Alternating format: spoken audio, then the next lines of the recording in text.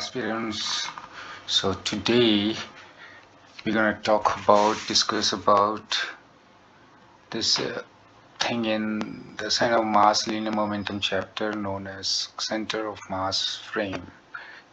CM frame concept is what we're gonna deal today, because I found that many of the questions require this approach, and if you are not familiar with CM frame concept, then possibly you will end up complicating your approach.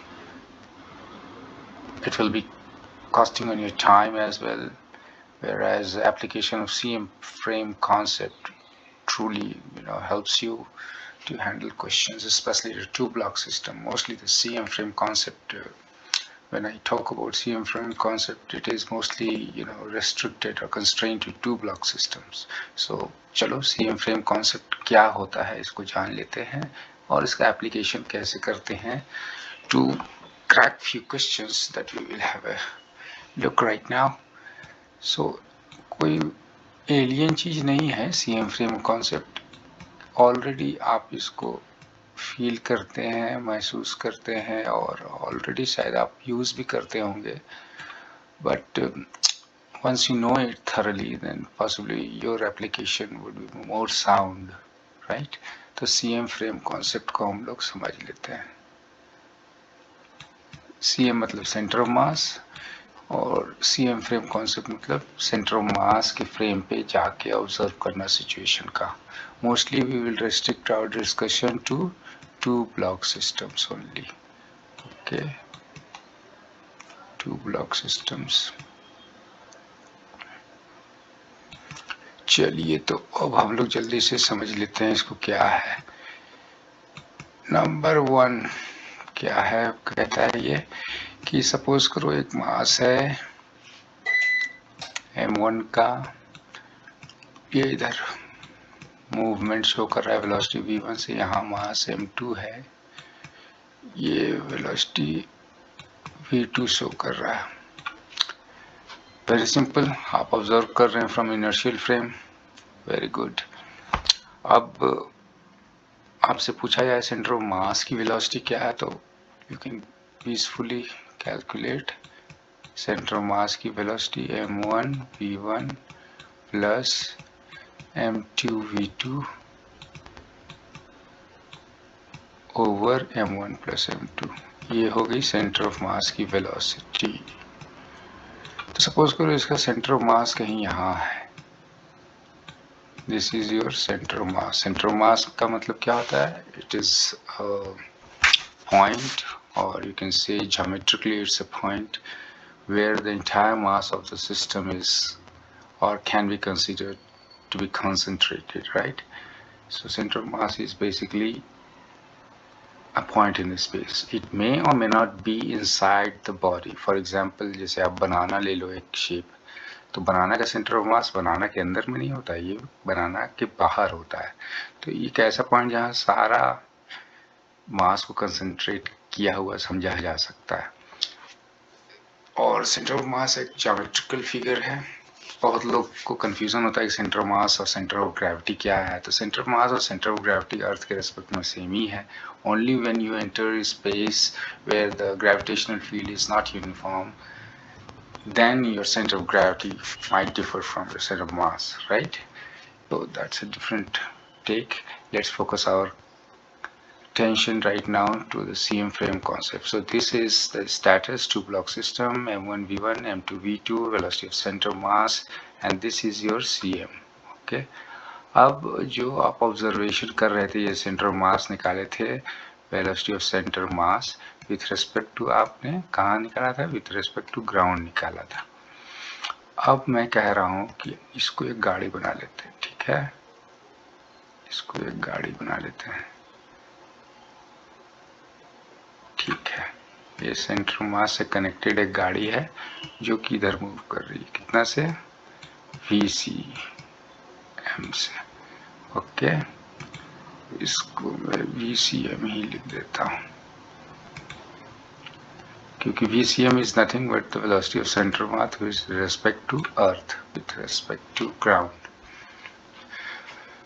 और तो ground जो है हमारा non inertial frame है, inertial frame of reference है, because acceleration of ground और surface is almost क्या zero with respect to earth. अब बताइए ये सेंटर ऑफ मास जो है, अगर आप यहाँ ग्राउंड से उठ के अब आप यहाँ बैठ के ऑब्जर्व कर रहे हैं सिचुएशन को, तो इसी को हम लोग बोलते हैं सेंटर ऑफ मास फ्रेम में शिफ्ट करना अपने आप को and trying to analyse the two block system motion from CM frame. Centre of mass की वेलोसिटी यही VCM है, VCM इधर मूव कर रहा है, तो अब मैं एक गाड़ी बना दिया हूँ जो व्हीकल इधर मूव कर रहा है कितना से, VCM से, और आप इस गाड़ी पे बैठ चुके हैं and now you are trying to analyse this two block system. This is what is CM frame concept. Okay, तो अब हम देखते हैं कि क्या क्या अनोखा चीज we will observe from CM frame. अभी आप बताइए CM फ्रेम जो है ये कैसा है, इनर्शियल है, नॉन इनर्शियल फ्रेम है। इस पर्टिकुलर केस में since velocity of centre of mass is constant and no acceleration is exhibited by the CM frame as such, ये जो गाड़ी है इसका कोई एक्सेलरेशन नहीं है, तो ये भी एक इनर्शियल फ्रेम ऑफ रेफरेंस है। अनलेस अनटिल किसी फ्रेम का एक्सेलरेशन ना हो with respect to inertial frame, we won't call it non-inertial frame, right? तो अभी फिलहाल सेंटर ऑफ मास फ्रेम भी इस केस में, इस पर्टिकुलर केस में, सिंस कोई एक्सेलरेशन एग्जिबिट नहीं कर रहा है with respect to inertial frame, so we'll call it inertial frame only. But only difference is that now it's moving with some velocity VCM. और आप इस गाड़ी पे बैठ के ये टू ब्लॉक सिस्टम को ऑब्जर्व कर रहे हैं, तो अगर मैं पूछूंगा इसको, मान लो मास A है, ये मास B है, अगर मैं बोलूँगा कि momentum of A with respect to centre of mass, momentum of A with respect to ground तो m1 v1 है, अब मैं पूछ रहा हूँ momentum of A with respect to centre of mass कितना होगा, तो आप क्विकली बोल दीजिएगा, क्योंकि ये VCM से मूव कर रहा था, आपको क्या लगेगा बताइए। वेलोसिटी ऑफ A आपकी तरफ A कितनी वेलोसिटी से अप्रोच कर रहा है, v1 माइनस VC से, तो आप तुरंत बोल दीजिएगा momentum of A with respect to centre of mass कितना होगा, m1 v1 माइनस VC। चलो VC लिख दे रहे हैं अभी सेंटर ऑफ मास को, ठीक है। और मोमेंटम ऑफ B अगर मैं पूछूंगा with respect to centre of mass, तो आप कितना लिख दीजिएगा, आप तो VCM से आगे बढ़ रहे थे, VC से, और m2 v2 से आगे बढ़ रहा था टुवर्ड्स द पॉजिटिव एक्सट्रैक्शन, तो मोमेंटम ग्राउंड के रेस्पेक्ट में B का कितना था, m2 v2 था, मगर momentum with respect to you who is observing the two block system standing on the CM frame would be, कितना हो जाएगा मोमेंटम, रिलेटिव वेलोसिटी ले लीजिए, कितना हो जाएगा v2 माइनस VC। ओके, और अब मैं पूछूंगा total momentum of the system from centre of mass frame कितना हो जाएगा, A plus B with respect to centre of mass frame, ये आपको मिलेगा momentum of A with respect to C plus momentum of B with respect to C। और जब आप ये VC का वैल्यू यहाँ से जो आप निकाले हैं इक्वेशन 1, इसको उठा के आप यहाँ और यहाँ रख दीजिएगा, तो you will find that magically आपका सेंटर ऑफ मास जो momentum of the two block system with respect to centre of mass, with respect to ground कितना था, m1 v1 plus m2 v2, but with respect to centre of mass अब कितना हो जाएगा momentum, ये दोनों को ऐड कर दीजिएगा, VC का वैल्यू यहाँ सब्स्टिट्यूट कर देगा, you will get something like m1 m2 over m1 plus m2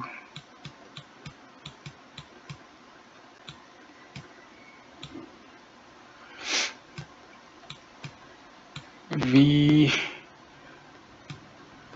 कुछ आएगा आपको v1 माइनस v2 और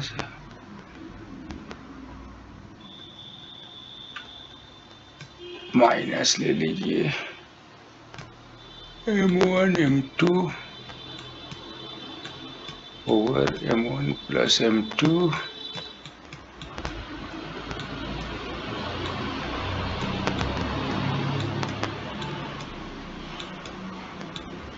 You can work it out yourself.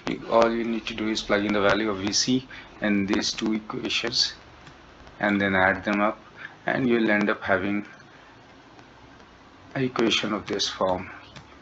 Okay so ये m1 m2 over m1 plus m2 को CM फ्रेम कॉन्सेप्ट में एक नया term दिया गया है जिसको हम लोग बड़े म्यू से रिप्रेजेंट करते हैं. इसको क्या बोलते हैं? रिड्यूस्ड मास. क्या बोलते हैं हम लोग इसको? Reduced mass. Reduced mass. And v1 minus v2 is your v relative, right. अब यहाँ प्लस कर दीजिए और ये देखिए ये टर्म और ये term is almost identical, just एक माइनस का डिफरेंस है. सो you can right here simply minus mu v rel. v rel is the relative velocity of a with respect to b or b with respect to a. Okay, and so you will get the momentum of system with respect to cm. in cm frame से अगर आप देखोगे तो momentum कितना आएगा? 0. ठीक है. So this is the first analysis. Okay, क्या हम लोग समझे कि momentum of the two block system looking from ground, observing from ground was m1 v1 plus m2 v2.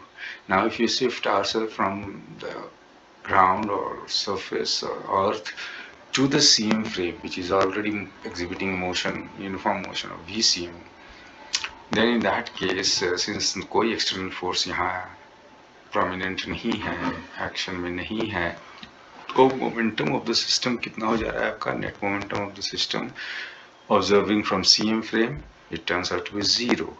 क्यों? क्योंकि CM फ्रेम से एक ऑब्जेक्ट आपको एक दिशा में जाते दिखेगा, दूसरा वाला दूसरी दिशा में जाते दिखेगा. रिलेटिव वेलोसिटी का कॉन्सेप्ट है, लगाएंगे थोड़ा सा यहाँ, and you will find that mathematically you can easily prove like this that it turns out to be 0. तो फर्स्ट चीज जो ध्यान में रखना है कि CM फ्रेम कॉन्सेप्ट से momentum of the system is always 0. Okay, next क्या है CM फ्रेम का रहस्य? Let's see. नेक्स्ट है कि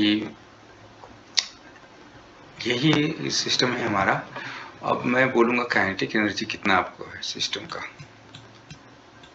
विथ रिस्पेक्ट टू ग्राउंड, तो आप तुरंत आराम से वो कह सकते हैं कितना है? Half m1 square m1 v1 square plus half m2 v2 square. ये तो कोई भी कह देगा आराम से. Kinetic energy of this two block system with respect to ground इतना है. इसी चीज को मैं थोड़ा सा CM फ्रेम पे हिसाब से लिखना चाहूँ तो मैं क्या लिखूंगा? Kinetic energy of system with respect to ground can be expressed as kinetic energy of centre of mass plus kinetic energy of system with respect to center of mass. इसी चीज को ऐसे भी एक्सप्रेस किया जा सकता है, राइट. तो आपका ये कितना हो जाएगा? Kinetic energy system with respect to ground आपका कितना आ जाएगा? Kinetic energy of centre mass. Centre mass का काइनेटिक एनर्जी कितना है? हाफ m1 प्लस m2, दोनों टू ब्लॉक सिस्टम का concentrated mass is m1 plus m2 into vc का whole square plus kinetic energy of system with respect to center of mass. तो इसको कैसे handle करेंगे? इसको हम लिख सकते हैं momentum of A with respect to center of mass का whole square upon twice m1 plus momentum of B with respect to center of mass का whole square over twice m2, right.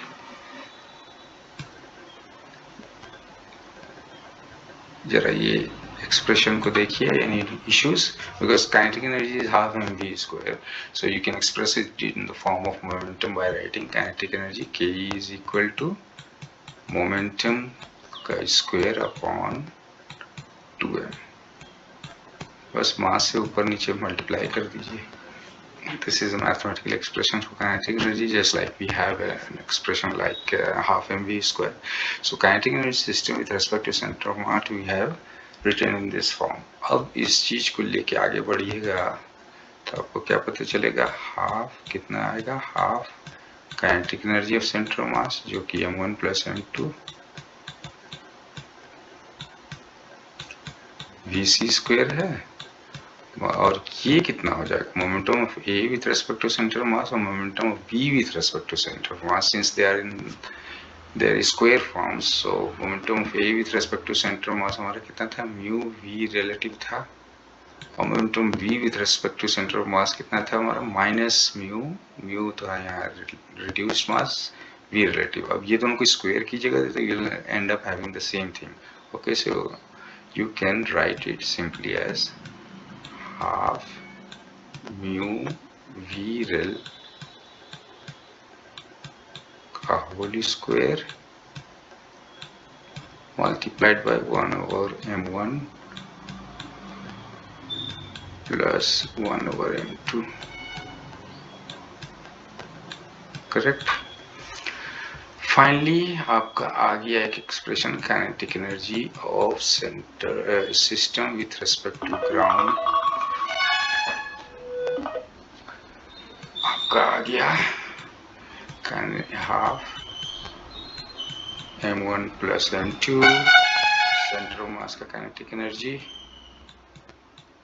vc square plus, अब ये expression को mathematically handle कीजिएगा, you will find that one of the mus will get cancelled out and you will be left with half reduced mass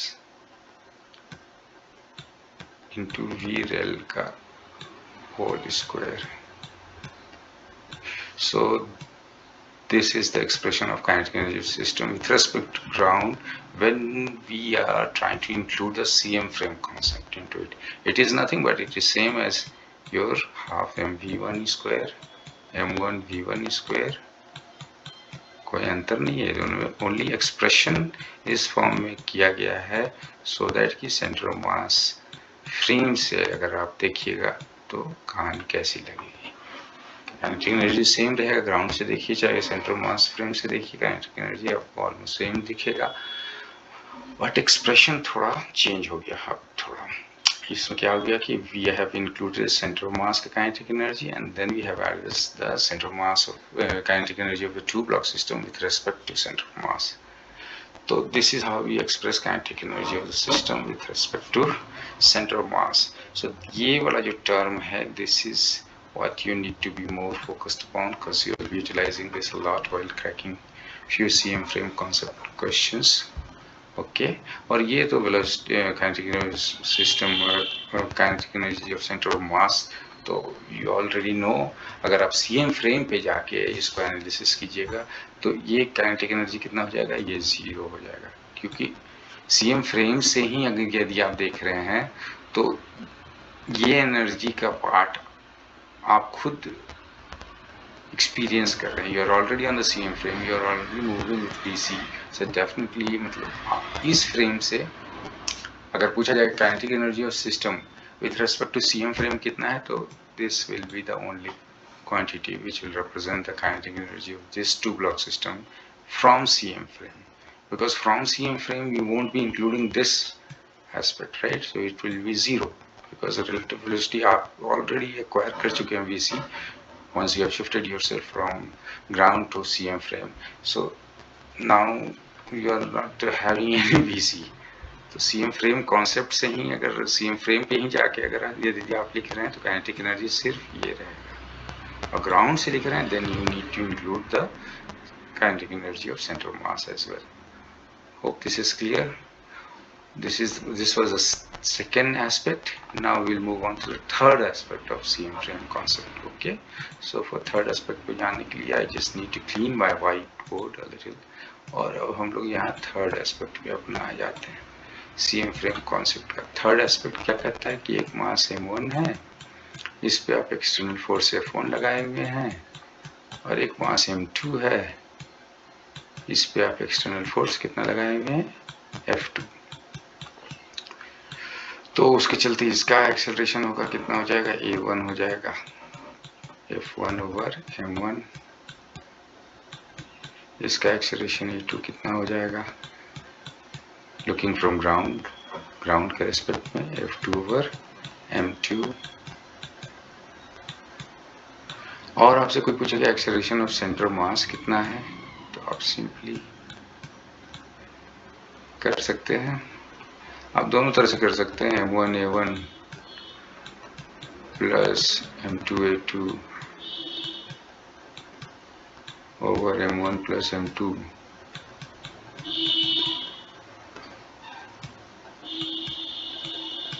And this will eventually turn out to be nothing but a net external force, which is F1 plus F2 over M1 plus M2. So this will be the acceleration of your center of mass frame. अब यहाँ थोड़ा situation change हो गया है from the previous two cases which we have already discussed, momentum वाला और kinetic energy वाला, क्योंकि वहाँ पे CM frame was exhibiting an uniform motion with VC, right, towards the positive x direction. But यहाँ चूंकि external force predominant है, so definitely the center of mass will also have an acceleration F1 plus F2 over M1 plus M2 in the positive x direction. In this case, center of mass will start accelerating with respect to the inertial frame. So now once you shift yourself into this kind of CM frame, you are no longer on an inertial frame, you are more like correctly on a non-inertial frame. और जैसा कि pseudo force का concept हम लोग समझ चुके हैं last video से, कि जब भी नॉन इनर्शियल फ्रेम पे, अब यहाँ पे गाड़ी बना दीजिए, ये आपका CM है, जहाँ CM फ्रेम कॉन्सेप्ट में जाना है तुरंत गाड़ी बना दीजिए और उस गाड़ी पे बैठ जाइए। अब ये जो गाड़ी है आपकी, ये खुद इधर भाग रही है, कितना से, एक्सेलरेशन ऑफ CM से। So now it is accelerating with respect to inertial frame. So correctly we should call now our CM frame as a non-inertial frame of reference. और अब आप यहाँ जाके ऑब्जर्व कर रहे हैं सिचुएशन को, तो you are observing situation from a non-inertial frame of reference. So जहाँ NIF से आप non-inertial frame of reference से ऑब्जर्व कर रहे हैं situation को, motion of two block system, then in that case you need to apply the pseudo force. और हम लोग already समझ चुके हैं pseudo force का वैल्यू कितना होगा, M1 ये गाड़ी का एक्सेलरेशन, और इस पे जो लगेगा सूडो फोर्स वो कितना होगा, M2 इंटू ये गाड़ी का एक्सेलरेशन। गाड़ी का एक्सेलरेशन मतलब सेंटर ऑफ मास फ्रेम का एक्सेलरेशन, जो कि AC है। ओके, ACM और AC सेम चीज है, please don't get, I am just trying to save space, so I am sometimes writing ACM for better understanding, and the same चीज stuff को मैं AC से लिख रहा हूँ। तो ये सूडो लग गया। अब आप बताइए ये वाले पे नेट एक्सटर्नल फोर्स कितना हो गया, इसको मैं क्या लिखूंगा, F1 माइनस M1। कहाँ से ये जो नेट एक्सटर्नल फोर्स में देख रहा हूँ, from CM frame, CM frame से जाके ऑब्जर्व कर रहा हूँ, which is a non inertial frame, इसीलिए मैंने सूडो लगाया। और अब मैं यहाँ पे नेट एक्सटर्नल फोर्स इस पे लिख रहा हूँ। ठीक, AC का वैल्यू जो आपने निकाला है वो यहाँ प्लग इन कर दीजिए, you will get a value how much, F1 minus M1 F1 plus F2 over M1 plus M2।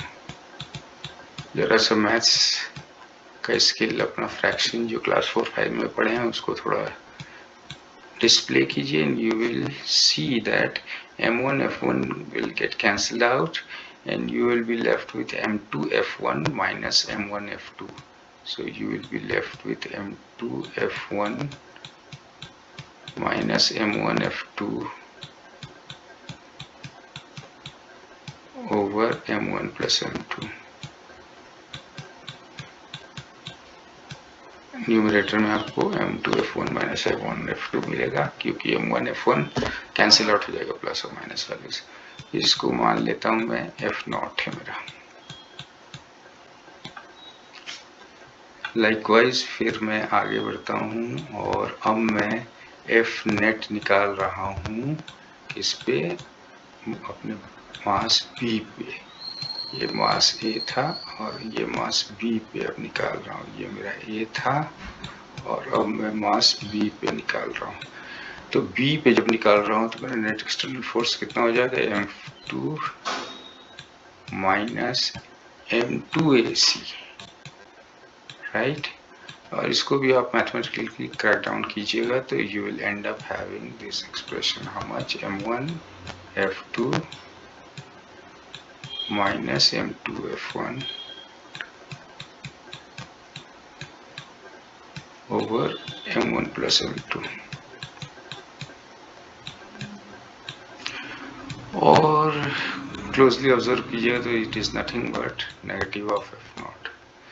तो क्या समझ में आया, CM फ्रेम यानी ये वो गाड़ी जो कि एक्सेलरेशन एग्जिबिट कर रही है AC का, उस पे बैठ के we are trying to observe this two block system, then in that case the net external force magically turns out to be F total net कितना हो जाएगा आपका फ्रॉम CM फ्रेम याद रखने का बात है, F टोटल नेट आपका फ्रॉम कहाँ से, CM फ्रेम से। आप गाड़ी पे बैठे हुए नॉन इनर्शियल गाड़ी पे, नॉन इनर्शियल फ्रेम पे, तभी आपने सूडो लगाया है। ये कितना हो जाएगा, टोटल F0 माइनस F0, या प्लस करके आप इसको ऐसे भी लिख सकते हैं, F0 प्लस माइनस F0, और ये आपको देगा एक वैल्यू जो कि नथिंग बट 0 है, right. So third concept CM frame का हम क्या समझे कि once we shift ourselves into the CM frame, वहां पे net external force two block system में कितना लगता है, 0 लगता है। Hope mathematical deduction is right in front of you and pretty much simple for you to comprehend.